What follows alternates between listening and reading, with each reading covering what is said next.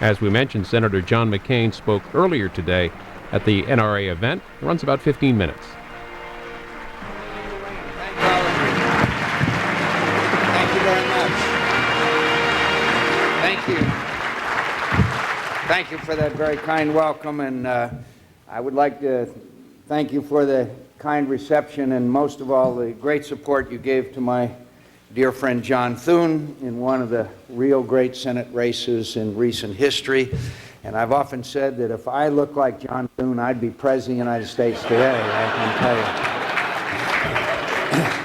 you. I want to thank you all, and it's a pleasure to be with you. And I see a lot of old friends here like Jim Baker, who I worked with long ago in the 1980s in the struggle to preserve firearms freedom. His hair was not so gray, but I had a lot more hair. So, you know, my friends, you're a sophisticated crowd. You know politics and you know politicians. You're pretty used to hearing aspirants for public office come before you and pledge fealty to the cause of the Second Amendment. You know you need to dig into a politician's record to find out where they really stand. You know some will change their positions or have little record for you to judge. And my friends, that's not the case with me. When I first ran for Congress in 1982, I was proud to have the support of gun owners and the National Rifle Association. For more than 2 decades, I've opposed the efforts of the anti-gun crowd to ban guns, ban ammunition, ban magazines, and ban paint gun owners as some kind of fringe group. Dangerous in modern America. Some even call you extremists. My friends, gun owners are not extremists. You're the core of modern America. The Second Amendment is unique in the world and at the core of our constitutional freedoms. It guarantees an individual right to keep and bear arms. To argue anything else is to reject the clear meaning of our founding fathers. But the clear meaning of the Second Amendment is not stop those who want to punish firearm owners and those who want to make and sell firearms for the actions of criminals. It seems like every time there's a particularly violent crime, the anti-gun crowd comes up with a plan to capitalize on tragedy and limit Second Amendment rights for all Americans. I oppose the ban on so-called assault weapons, which was first proposed after a California schoolyard shooting. I thought it made no sense to ban a class of firearms based on cosmetic features.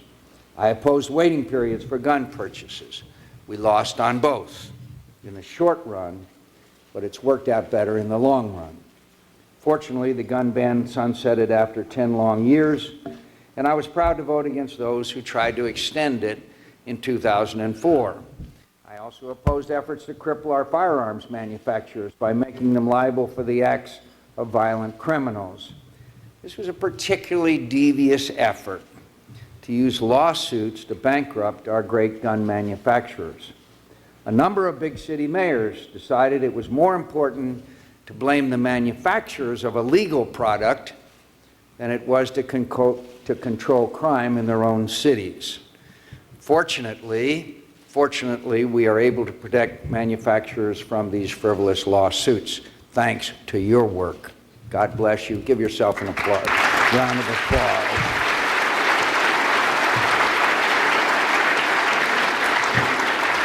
In my years in Washington, I've seen what I call 3 myths used by politicians to excuse their support for gun control. First is the big city myth, that it is acceptable, even necessary, to fight crime in big cities. If you have a crime problem, they say it's really a gun problem. So instead of increasing police patrols, instituting tough sentences for lawbreakers and other measures that would actually address crime, we restrict ownership of guns and limit the rights of law-abiding citizens. We're meeting today in a city that represents the worst of this myth. The citizens of the nation's capital do not enjoy the right to keep and bear arms. That's why I've co-sponsored legislation repealing the ban on firearms possession for law-abiding citizens in the District of Columbia. The Second Amendment is not just for rural Arizona. It's for all of America. The second myth is that of the bad gun. This was at the core of the debate over the so-called assault weapons. Proponents of this myth argue that some kinds of guns are acceptable for now, but others are not if they have certain features like a pistol grip or an extended magazine. I will continue to oppose those who want to ration the Second Amendment based on their views of what guns it applies to. Finally, there's the hunting myth. If you show your bona fides by hunting ducks or varmints or quail, it makes up for support of gun control. This myth overlooks a fundamental truth. The Second Amendment is not about hunting, it's about freedom.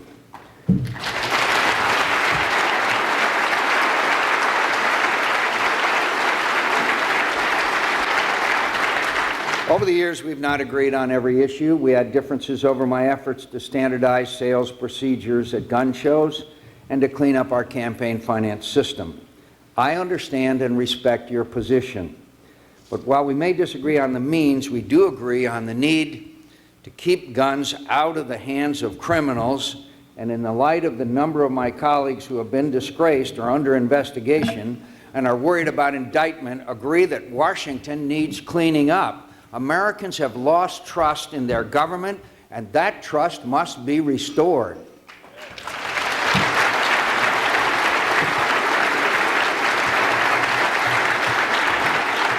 But these minor differences pale in comparison to our shared vision of a Second Amendment protected from political vagaries.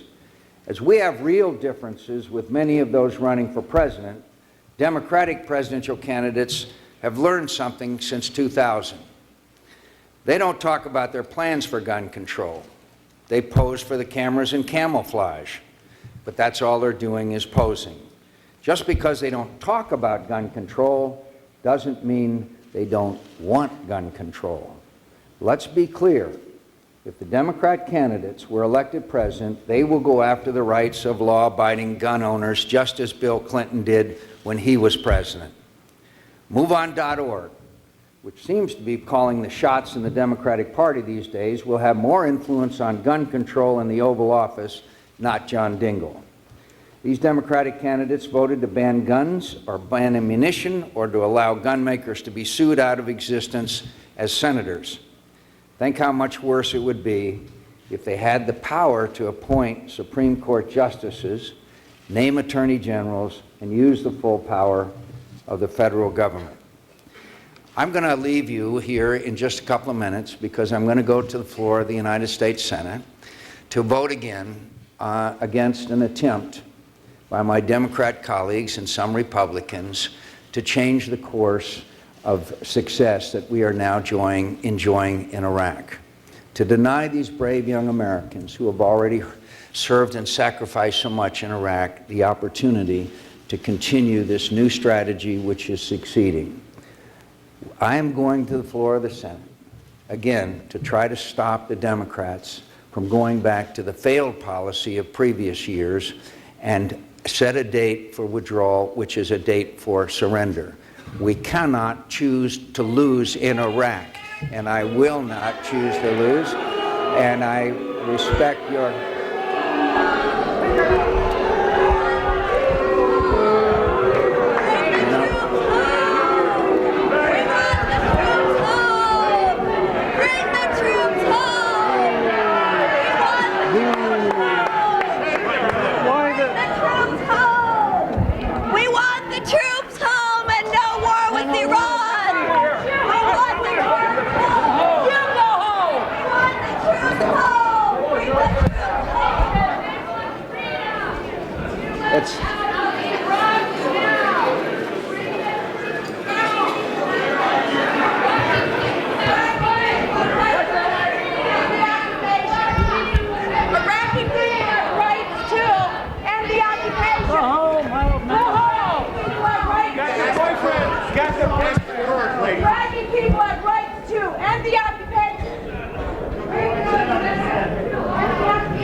Well, my friends, we beat you yesterday, we beat you the day before, we'll beat you today, and we'll beat you tomorrow.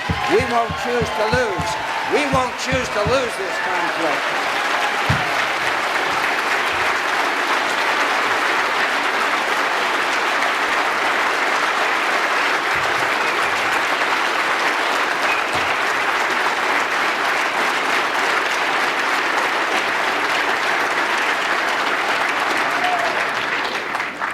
Thank you. I was going to describe to you in more details what the Democrats are trying to do, but I also want to mention to you again, take every opportunity to express your outrage and your indignation on this disgraceful assault on a good and decent and honorable man, General Petraeus, by MoveOn.org. That is an unacceptable assault on the honor and integrity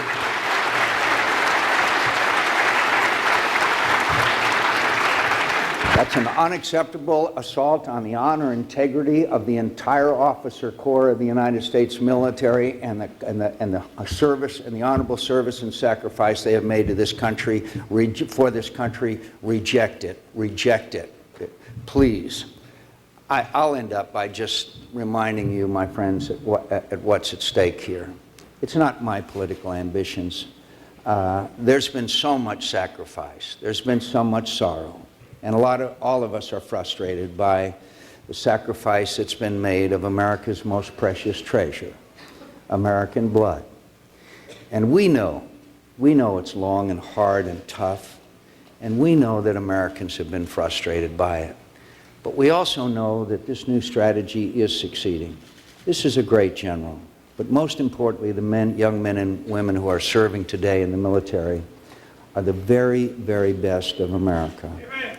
And they are out there.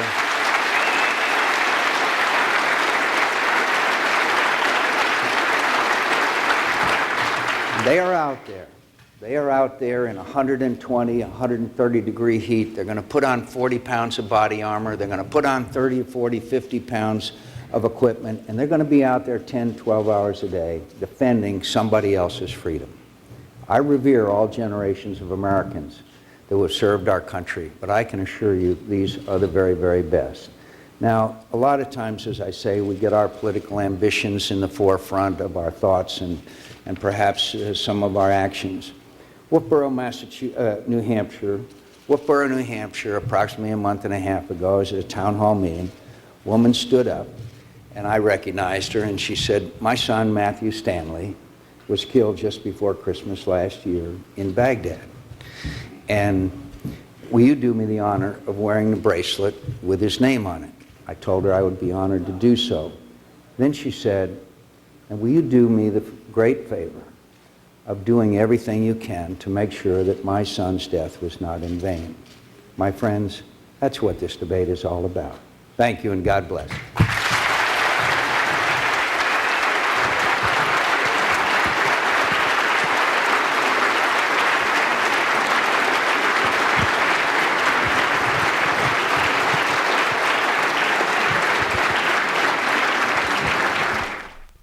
Senator McCain from earlier today at the National